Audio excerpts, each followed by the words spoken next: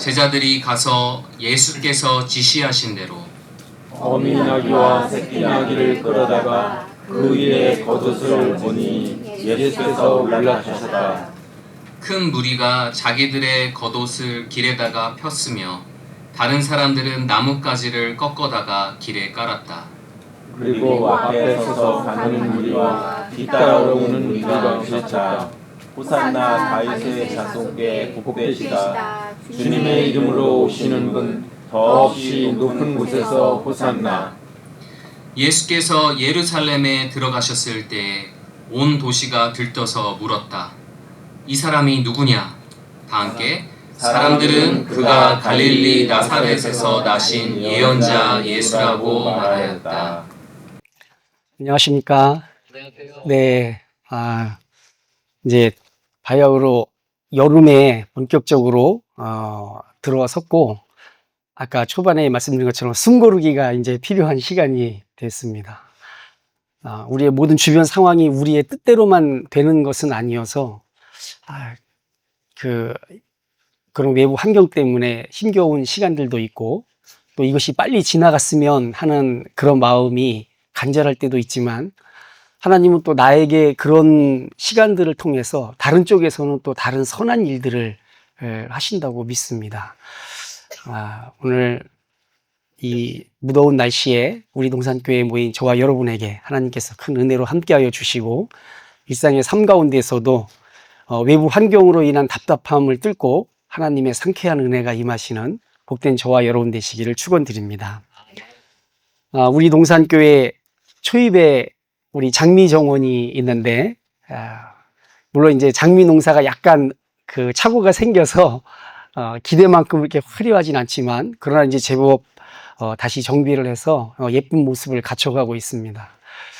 한 자리에서 저는 이렇게 다양한 장미, 뭐 크게 많은 건 아니지만 그래도 한 곳에서 이렇게 다양한 장미를 볼 기회는 없는데, 봄한철 이렇게 화창한 날씨 아래에서 장미꽃이 만개한 것을 보면 마음도 상큼해지고 올라오면서 기분이 너무 좋아집니다.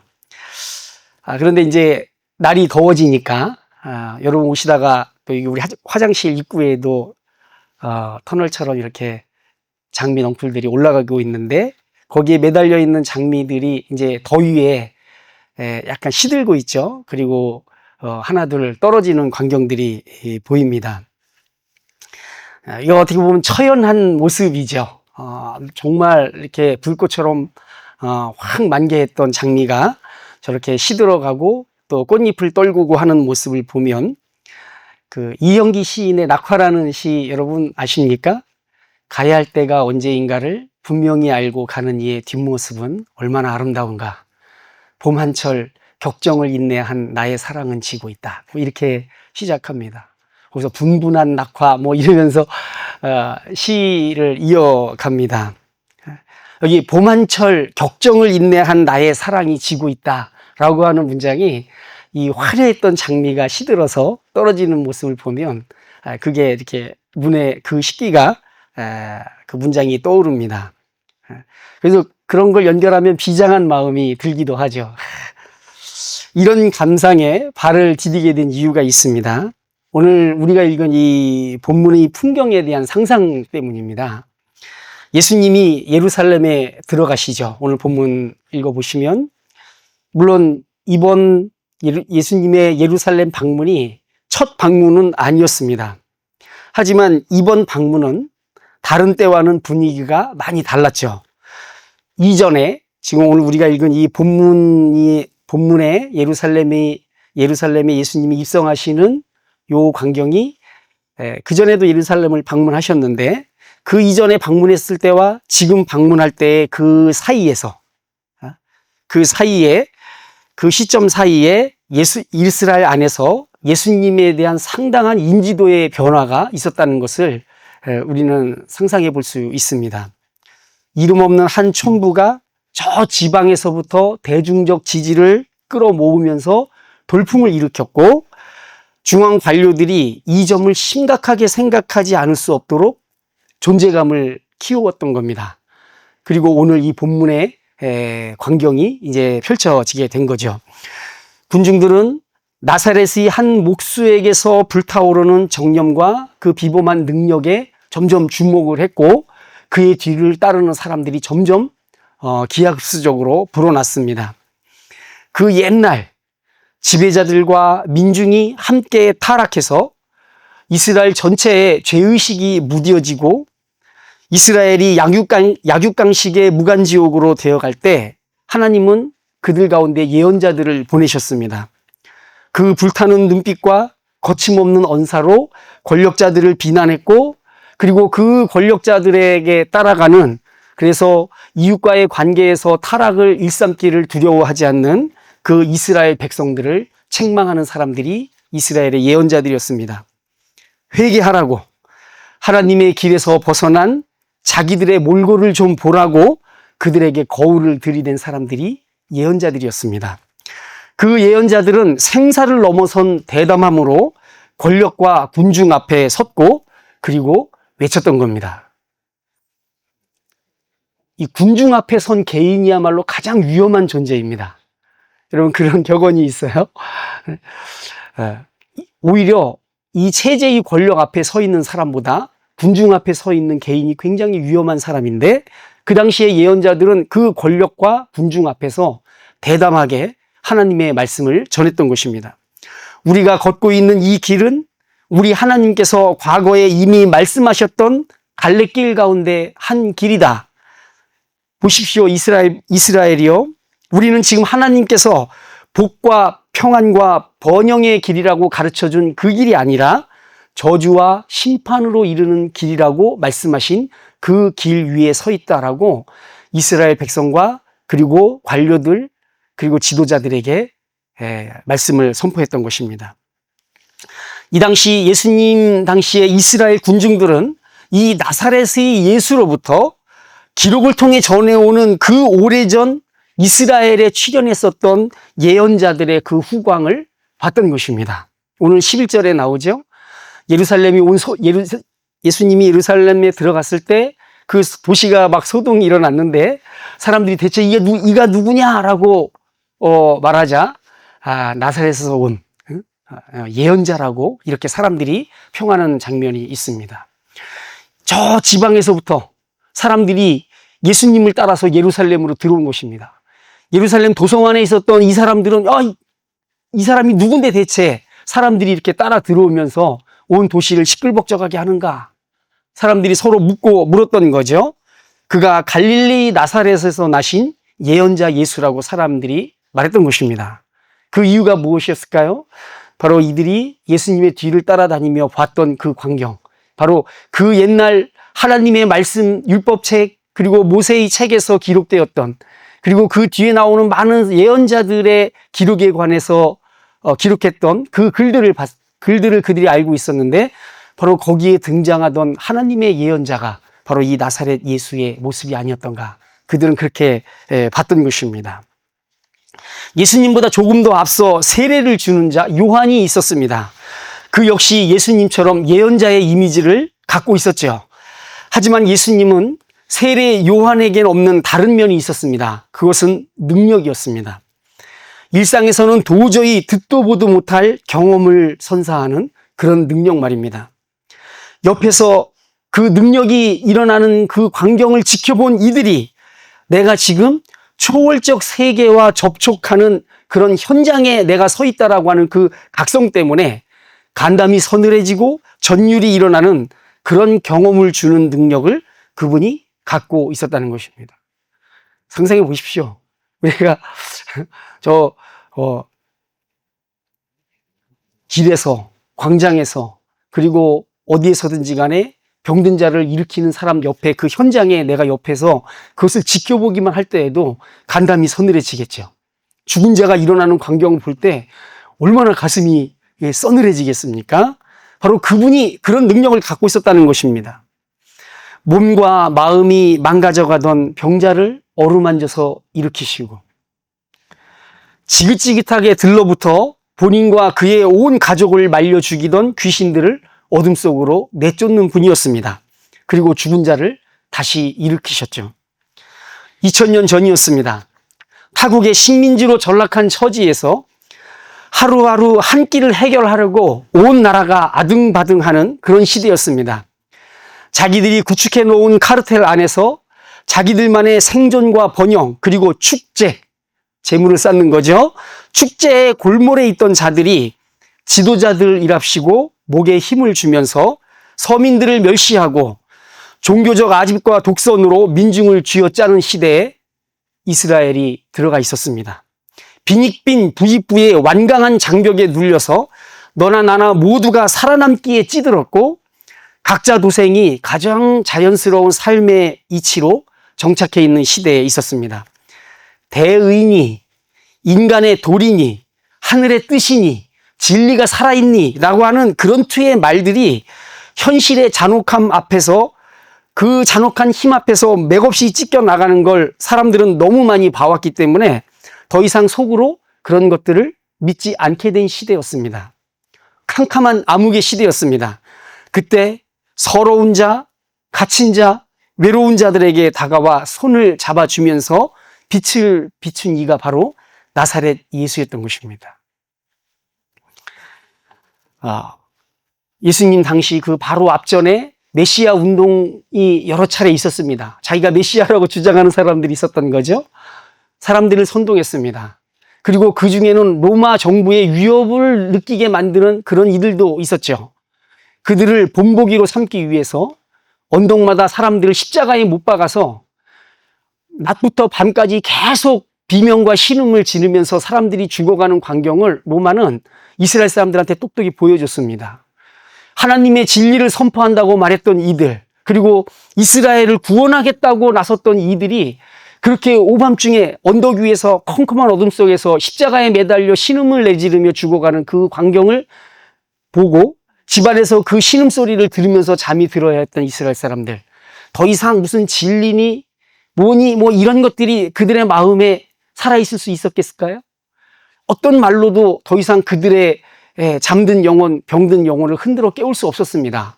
그런데 바로 이 나사렛의 예수가 단순히 말뿐만 아니라 능력을 통해서 사람들에게 하나님의 나라가 가까이 왔다라고 하는 그 직감을 주는 그런 사람으로 온 이스라엘에 어떤 변화를 주기 시작했던 것이죠. 흔들어 깨우기 시작했던 것입니다. 바로 그런 캄캄한 암흑의 시대에 빛을 던지는 분, 자기들이 정말 필요하다고 느꼈던 그 서럽고 가난한 자들에게 다가가 그들의 손을 잡아 일으키시던 분이 바로 나사렛 예수였던 것입니다. 그 예수께서 예루살렘과 국경 일대까지 오가면서 사람들을 격정에 휩싸이도록 만들었습니다. 새 나라가 온다. 새 하늘이 열린다. 그 오래전 애굽에서 신음하던 히브리인들을 찾아오셨던 것처럼 하나님께서 다시 이스라엘을 찾아오신다는 그런 새로운 기대감에 마음이 부풀게 만들었던 것입니다. 좋은 순간들이었습니다. 아름다운 시절이었죠. 비록 여전히 주변의 환경은 변한 것이 없다 할지라도 그 안에서 꽉 눌려있는, 어둠에 꽉 눌려있는 그 안에서 뭔가가 꿈틀대고 뭔가가 변화가 시작되고 있었다라는 것, 그것을 지켜보고 그것을 따라다녔다고 하는 것, 너무나 좋은 그리고 아름다운 시절이었습니다. 사람들 사이에서 새로운 희망과 도전이 꿈틀대는 건 생명이 그 안에서 움직이고 있다는 뜻이기도 한 것입니다. 마치 태초에 암흑과 혼돈이 캄캄할 때 하나님께서 빛이 있으라라고 말씀하심을 통해서 빛이 그 가운데에 비쳤던 것처럼 이스라엘 백성들한테 그런 서광이 비치는 것을 사람들이 눈으로 봤던 것입니다. 예수님도 기쁘셨을 거라고 생각합니다. 당신이 사랑하셨던 사람들 안으로 들어가서 그들을 만나고 밥을 먹고 함께 웃고 우는 시간들 안에서 예수님은 기쁘셨을 거라고 상상이 됩니다. 그리고 그런 기대와 열광의 절정이 오늘 우리가 읽은 본문 안에서 만개하는 거죠. 만개. 활짝 피는 것입니다. 오늘 본문 8절은 군중들이 자기의 겉옷을 길에 깔고, 큰 무리잖아요. 큰 무리. 그 군중들이 자기들 겉옷을 길에 깔았다라고 얘기하고 있습니다. 여러분, 그 당시에 이 겉옷이 어떤 의미인지 아시겠죠? 서민들 사이에서 이 겉옷은 잘 때 덮고 자는 이불과 같은 것이었습니다. 혼이불 같은 것이었죠. 그런데 그것을 그분을 태운 나귀가 밟고 가도록 길에 깔았다.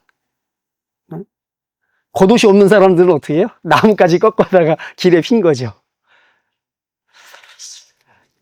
이런 광경을 봤을 때 그 당시에 지도자들이 이것은 정말 가볍게 넘어갈 그럴 열광이 아니었다라는 것입니다. 그래서 결과적으로 저와 여러분이 이미 알고 있듯이 바로 이런 대중의 환호와 열광이 예수님을 사지로 내몰고 있었던 것입니다. 저는 본문을 읽으면서 나귀에 올라앉아서 예루살렘으로 들어가는 동안 예수님의 표정이 어떠했을까 한번 상상을 해봤습니다. 사람들이 막 소리잖아요. 겉옷 큰 무리였으니까 많은 사람들이 했겠죠.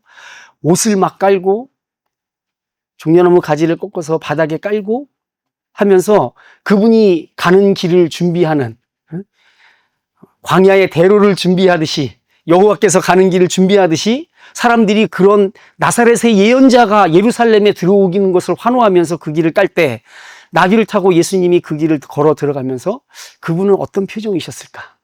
여러분 궁금하지 않으세요? 여러분 같으면 그 위에서 어떤 표정을 지으셨을 것 같으세요? 예수님은 모든 걸 아셨던 것으로 성경은 기록하고 있습니다. 봄 한철 꽃처럼 피어난 이 격정이 대체 어떤 결말에 도달할지 그분은 이미 알고 계셨습니다. 예루살렘으로 올라가는 그 언덕길에서 그분은 웃으셨을까요? 아니면 침묵에 덮인 굳은 얼굴이셨을까요? 아니면 쑥스러운 표정이셨을까요? 아마 저와 여러분 대부분은 쑥스러워서 얼굴을 들지도 못했을 겁니다. 대체 예수님은 어떤 표정을 지으셨을까요? 사람들이 알고 있는 것과 다른 것을 알고 있는 상태. 이 행진의 의미가 사람들은 모르는 자기만 알고 있는 어떤 의미를 알고 있을 때 그의 표정이 어땠을까 우리는 상상해 볼 수 있는 것입니다. 아니면 주먹을 불끈 쥐고 트럼프처럼 말이죠. 군중의 환호를 즐기는 그런 분이셨을까요? 저는 이 광경을 상상할 때 예수님께서 나귀에 올라서 예루살렘으로 올라가는 길에 꽃잎들이 비처럼 흩날리는 광경을 한번 연상해 봤습니다. 컴퓨터 그래픽이죠. 그래서 생각하시는데 어디서 매화꽃이든 그것이 벚꽃이든 아니면 백꽃이든 이화우라는 말 있잖아요. 백꽃의 비라는 말. 그처럼 꽃잎들이 막 날리는 광경을 한번 상상해 봤습니다. 예수님 앞에는 서럽고 가난한 이들, 목자 잃은 양 같은 이들과 함께 하는 것을 넘어선 다른 사명이 있었습니다. 그것이 무엇이었습니까? 하나님의 약속을 따라가는 것이었죠. 그들과 함께 그리고 그 약속의 끝에는 예수님이 육신을 입고 그들과 함께하는 시간들보다 더 큰 시간, 다시 말해서 그들과 영원히 함께하는 시간의 약속이 그 앞에 있었기 때문에 예수님은 그 약속의 길을 따라 걸어가셨습니다. 그들과 당신이 사랑하셨던 이들, 가련하고 서럽고 불쌍한 이들과 영원히 함께하기 위하여서 지금은 가야 할 때라는 걸 그분은 정확히 아셨고 자기 앞에 놓인 길, 자기가 받아야 할 잔을 향해 나아가셨던 것입니다. 그것이 무엇인지 저와 여러분 모두 알고 있습니다. 예수님은 당신께서 봄 한철 격정을 인내한 꽃잎처럼 떨어져야 하는 이유를 알고 계셨던 것입니다. 바로 그것 때문에 십자가를 끌고 심지어는 골고다 언덕을 향해 올라가셨던 거죠. 그분은 군중의 환호성이 담보하고 있는 세속의 권력으로부터 스스로를 끊어내셨습니다. 권력을 손에 쥔다라는 것, 즉 왕이 된다라는 것은 어떤 것입니까? 군중의 환호와 열광을 자기의 권력으로 치환하는 것들이 바로 그 성공 비결입니다. 우리 대선에서 보시죠. 막 어퍼컷 세레머니 하고 사람들한테 막 이거 하고 막 하는 거. 왜 그렇습니까? 그 군중들의 환호야말로 그것이 곧 자기의 권력이 되기 때문에 그것을 아는 이들이 하는 제스처 아니겠습니까?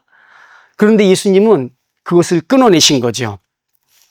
예수님께서는 사람들의 기대와 열광에 자기를 내맡기지 않았습니다. 바로 이것이 그 예루살렘으로 올라가는 예수님의 표정이 어땠을까를 상상해 보는 하나의 이 동기가 될 수 있습니다.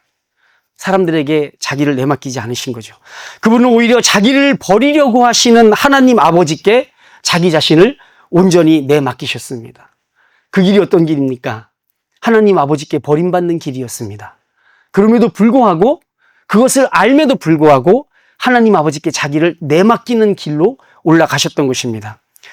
그대가 유대인들의 왕이냐고 묻는 빌라도 앞에서 예수님은 말씀하셨죠. 내 나라는 이 세상에 속한 것이 아니요. 사람들은 예수님을 자기들의 왕으로 추대하고 싶어 했지만 예수님을 진정한 왕으로 세울 수 있는 존재는 사람들이 아니라 하나님 아버지셨습니다. 그래서 예수님은 사람들이 세울 나라가 아니라 하나님이 세우실 나라의 밑거름이 되고자 그 언덕길을 올라가셨던 것입니다. 당신이 꽃잎처럼 떨어져야 그 아래에서 무성한 녹음과 머지않아 열매 맺는 하나님의 때가 도래할 거라는 걸 그분은 아셨고 기꺼이 꽃잎처럼 떨어지기로 결심하시면서 그 언덕길을 군중들이 환호 속에서 외롭게 가셨던 것입니다.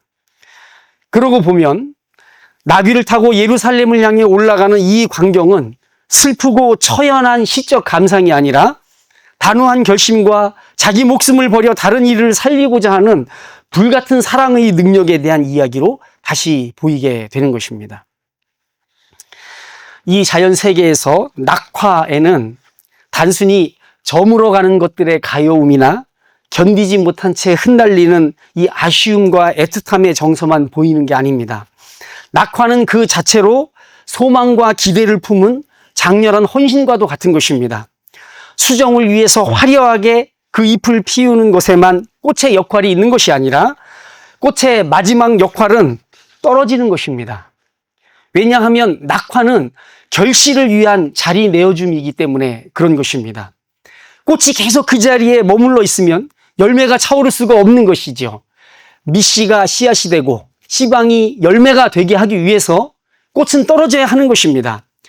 화려하게 만발한 시절을 뒤로 하고 꽃잎을 떨구어 기꺼이 자리를 내어주는 낙화야말로 새로운 생명과 번영을 위한 그리고 그들에게 길을 내어주는 이타적인 사명의 길이고 능동적 헌신이다. 우리는 이렇게 볼 수 있는 것입니다.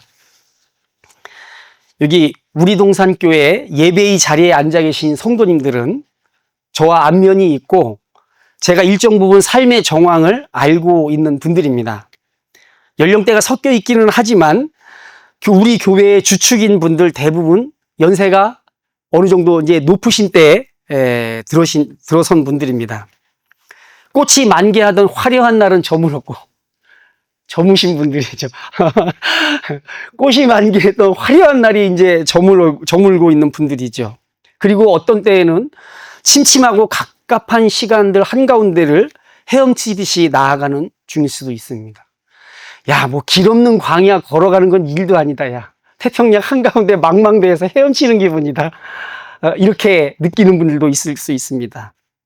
하지만 우리 모두에게 좋은 시절, 아름다운 시절, 빛나던 시절이 있었습니다. 삶이 하나님의 선물이라는 사실이 생생하게 경험되던 그런 찰나와 순간들이 있던 시절이 있었죠. 그런데 어느덧 뒤를 돌아보며 삶의 무상함을 절실하게 느끼는 시점에 와 있는 것입니다. 삶의 덧없음과 무상함. 이것이 우리의 신앙과 나란히 설 수 있는 감정인가요? 그런 감정이 깃들 때면 이것이 비신앙적이라는 생각에 내 자신의 신앙의 진위를 의심하면서 스스로 자괴감과 죄책감이 들 때도 있는 것입니다. 다소의 혼란이 있었을지라도 내 신앙이 그래도 이 정도까지 흔들리고 나약해질 것이라고는 생각하지 않았는데 수십 년의 신앙 이력에 비해 내가 도달해 있는 언덕이 너무 초라하게 느껴지는 그런 지점에 있을 수도 있는 것입니다. 그렇게 뜨겁게 믿음의 싸움을 싸운 시절이 있었는데 겨우 도달한 지점이 여기란 말인가. 마치 눈앞에 큰 모래 언덕, 이 사구잖아요. 그 모래 언덕 위에 올라서서 보면 저쪽에 오아시스가 보이려나 했는데 거기에 올라섰더니 끝없는 사막이 그 눈앞에 펼쳐져 있는 것입니다. 거기에 맥이 풀려서 막막해지는 그런 심정도 있을 수 있습니다. 인생의 무상함과 덧없음, 이것을 느끼는 것이 우리의 신앙과 경치될 수 있겠습니까? 그러나 하나님의 종이었던 모세도 자기의 시편 노래에서 이 부분을 기록하고 있습니다. 여러분 잘 아시는 것입니다. 우리의 연수가 70이요 강건하면 80이라도 그 연수의 자랑은 수고와 슬픔뿐이요 빠르게 지나가니 마치 날아가는 것 같습니다. 이게 이 하나님의 말씀을 듣는 이스라엘 백성들을 교훈하기 위한 글일 수 있죠. 그러나 이것은 철저하게 모세 자신의 고백이기도 한 것입니다. 여기에서 느껴지는 어떤 회의, 그리고 인생의 무상함과 그 덧없음, 이런 것들이 묻어나지 않습니까? 모세가 이랬는데 우리라고 특별할 수 있겠나요? 우리도 그렇게 느끼는 것입니다.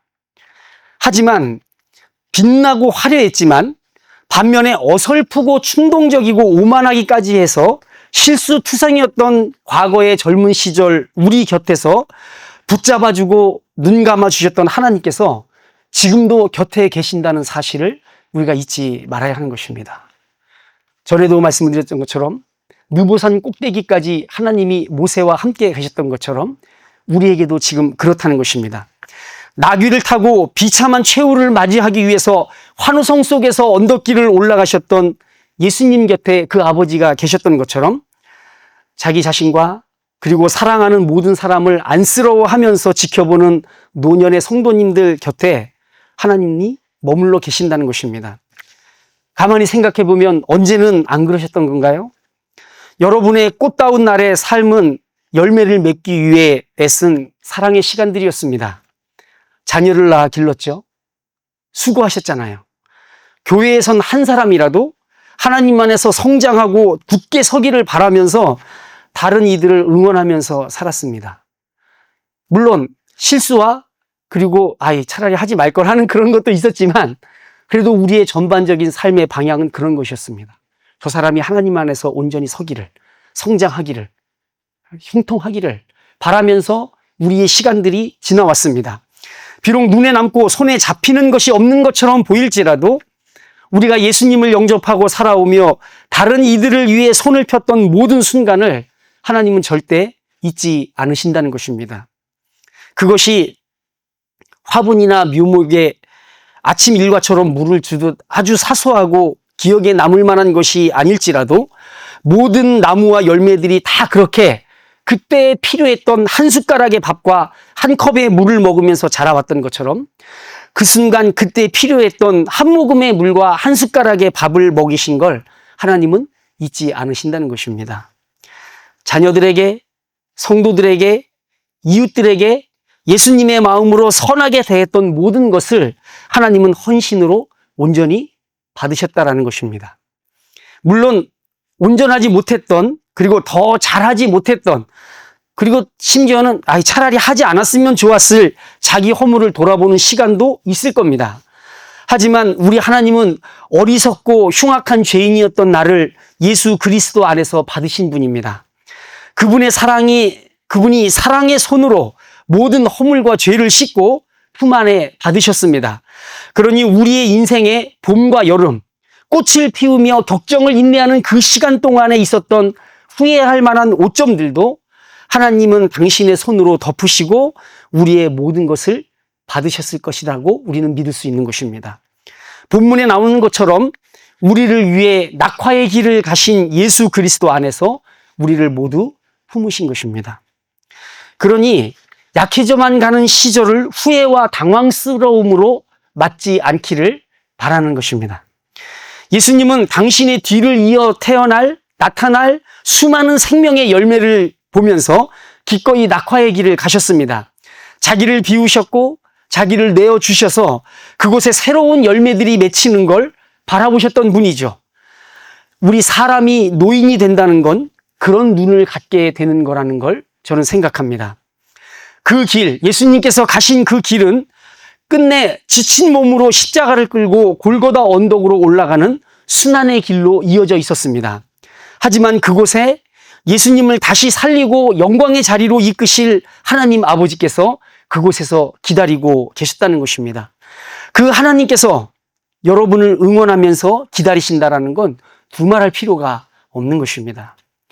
우리는 죽음의 이끌려서 낙화의 길을 끌려가는 사람들이 아니라 약속을 따라가는 사람들, 그것이 낙화의 길이라 할지라도 약속의 길을 따라가는 사람들이라는 사실을 잊지 마시라는 것입니다. 언젠가 우리 모두 하나님 나라에서 얼굴을 마주보고 웃을 날이 있을 것입니다. 다 기쁘겠죠. 그 자체가 기쁨이 있는 나라니까 기쁘겠죠. 다 기쁘겠지만 내게 밥 한 술, 물 한 컵 대접했던 이들을 더 빨리 알아보고 아주 친숙하고 망설임 없는 기쁨으로 손을 잡게 될 날이 꼭 올 것입니다. 하면서 모르는 사람도 많은데, 그죠? 아는 사람 만나니 얼마나 더, 모르는 사람 만나도 기쁜데, 아는 사람 만나면 얼마나 더 기쁘겠습니까?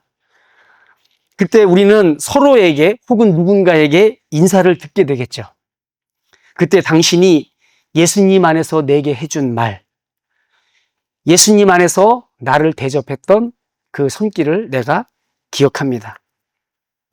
봄 한철 화려하게 당신이 빛날 때 예수 그리스도로 인해 내게 건넸던 사랑의 그 한 조각이 나를 여기까지 도달하게 하는 다리가 되어 주었습니다. 이 말을 듣게 될 날이 꼭 있을 거라는 것입니다. 마치 우리가 우리를 위해 낙화의 길을 가셨던 예수 그리스도께 감사의 마음을 품지 않을 수 없는 것처럼 그때가 되면, 지금 우리가 다 잊어버렸을지 몰라도 그때가 되면 나에게 건넸던 물 한 잔, 그 밥 한 숟갈이 모두 떠올라서 사랑과 기쁨으로 감사의 마음을 서로 주고받을 그 시간이 온다는 것입니다. 여러분들이라 그러니까 그러네요. 저도 포함되는데 우리 모두 화려했던, 격정을 인내하는 봄의 시절, 꽃을 피웠던 날들이 있습니다. 그 시간들 안에서 최소한 우리가 예수님 안에서 누군가에게 손을 내밀기를 했던 그 많은 시간들이 있었습니다. 우리의 자녀들이 그 결과이고, 우리의 동료 성도들이 그 결과이고, 그리고 내 옆에 있는 이웃들이 그 결과입니다. 바로 그들에게 했던 그 작은 사랑의 한 조각이 하나님께서 기뻐하고 받으신 제물이 되었다라는 걸 우리가 믿을 수 있는 것입니다. 여기 모인 저와 여러분 모두 봄 한철 격정을 인내한 낙화의 길에서 뒤에 있을 푸르름과 열매를 생각하며 예수 그리스도의 이름으로 모두를 축복하며 사는 인생 되시기를 주님의 이름으로 축원드립니다.